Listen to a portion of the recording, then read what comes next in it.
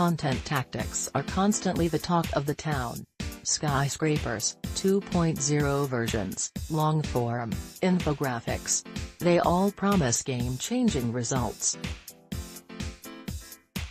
But do they really produce them for the majority of those who implement them? Nope.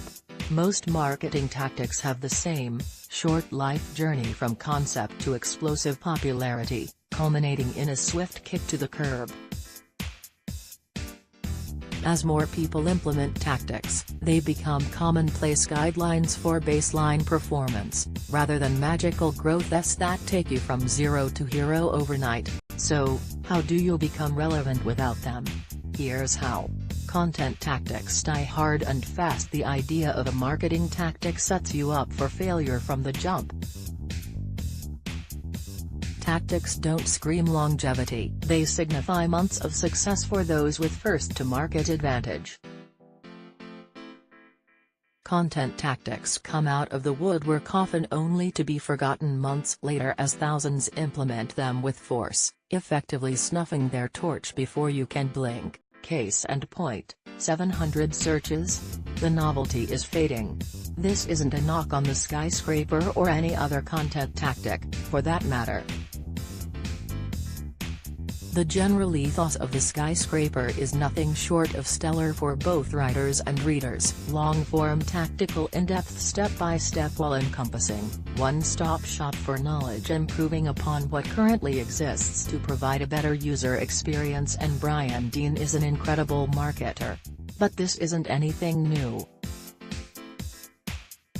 It's just branded, labeled, and ready for the masses to consume as a packaged good. If you even considered writing a post today without those listed factors above on any popular topic, you'd be kidding yourself.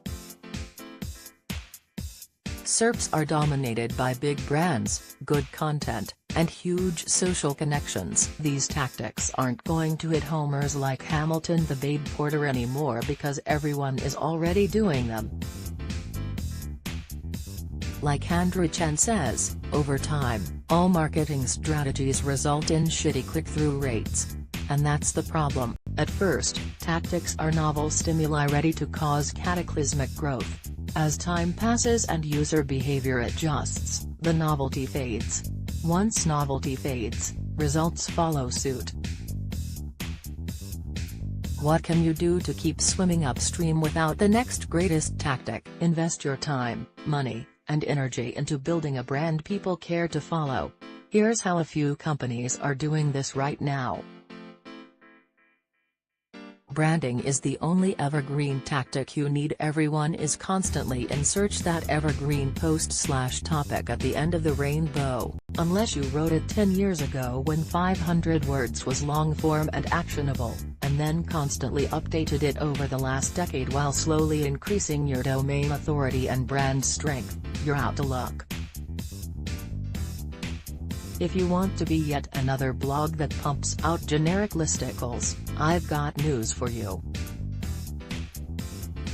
If you want to stand out, stop falling into the trap of this type of content. Sure, it's great to get published content on your blog and have dozens of posts up there. It looks great, but that's about it. But loyal readers will like it. Chances are, they've already read the same regurgitated points elsewhere. The amount of outreach and links you'll have to campaign for make this type of content an ROI nightmare. Low-level content is often wasted money and time that could have been spent on real, impactful content that builds your brand. People rarely link to 20 tips. They often link to thought-provoking pieces. Let the HubSpots of the world dominate saturated tofu posts that get skimmed for 15 seconds max and generate a massive bounce rate. Instead, invest your money into brand-building content that tells a story people can't help but read. Case and point, Drift's year without forms. If you didn't already know, Drift is a conversational marketing tool. Their entire livelihood is based on the future of conversation, chatbots, and live chat. But the jury ain't out, forums still dominate if implemented correctly. So by killing gated content forms, they put the stake of their entire business on the line as a proof of concept. Now that's a hook that you'll struggle to shake free. It grabs your attention. It makes you curious. You can't leave without reading how it went, what happened to their business as a result. Did they kill their product? How did it impact sales? Did they thrive with this unconventional, new approach? You'll have to read to find out. Buffer is yet another shining example of brand-building content. In 2017, they released a post about Facebook organic reach. As you can tell, this on another 20 ways to get better organic reach post. Thank you, Buffer. Instead, it was another David and Goliath story of Buffer putting their brand at risk by doing the opposite of what their software encourages. In this post, they revealed their new strategy of sharing less on social, despite their product being based around social publishing, avoiding generic blasts, and only posting the best content as naturally as possible. The next time you go to write on a popular topic, like organic reach, don't just reword what the top 10 posts on the SERP are saying. Add a unique viewpoint that hasn't been touched. Otherwise, the big dogs of the SERPs will plow you into the ground with domain authority and content distribution, even if their copy and advice are worse than yours. Produce content, in the words of Mr. Wonderful, that is proprietary. Something that is brutal to replicate. Something that most won't even bother with. Example? A post we wrote at Codeless on traditional, mass-produced content services. It's unique. It's 13,000 words. It's got custom, branded images to break down complex data. It took a year of planning and months of execution. It involved thousands of dollars in the budget. We spent weeks doing keyword research and another few interviewing top content writers in the space to provide input and unbiased reviews. The result? Content that builds a brand and will exist years from now, not those 4 tips we've all seen in hundreds of other blogs that any half-decent writer can produce in a few hours. Be the next Buffer or Drift, not the next forgotten list post. Real connections enable real reach. You've just written another piece of content about a popular marketing topic. What's the next step? Publish the link on your socials. Marketing 101. #winning. Unless you've already got 100,000 fans weak in the knees for your next article, this ain't gonna do much for your reach, and subsequently, it won't do much for links, relevance, branding, etc. Nobody became relevant by tweeting out their content and calling it a day. Nobody became relevant by using the latest hashtag, they don't even work.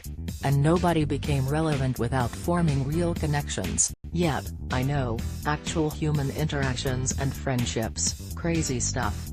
Collaborating with other high-level publishers or marketers is a symbiotic relationship where both parties can help each other grow.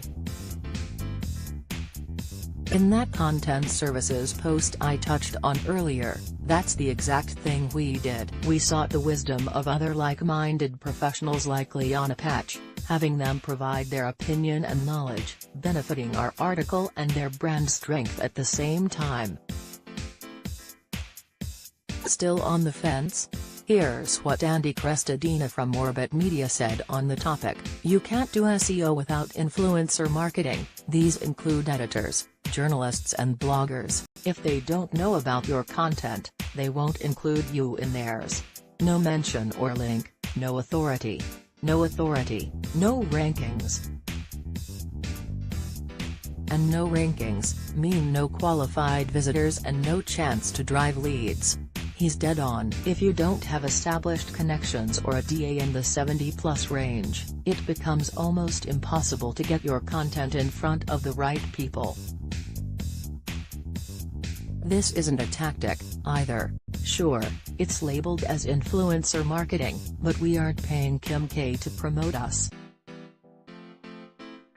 This isn't a one-time deal, and it sure as heck isn't going out of style anytime soon. Instead, it's just what you know you need to be doing more of, connecting and building real relationships where both parties find value. You will see this all of the time with top content producers in the space, work together with others to produce better content. In turn, they'll distribute it through their network and aid in both authority and links, all working to improve your brand little by little. Where do you start? Attend a conference that you are passionate about and connect with people. Engage daily with others on social or email in a meaningful way that doesn't scream, "Give me all the links."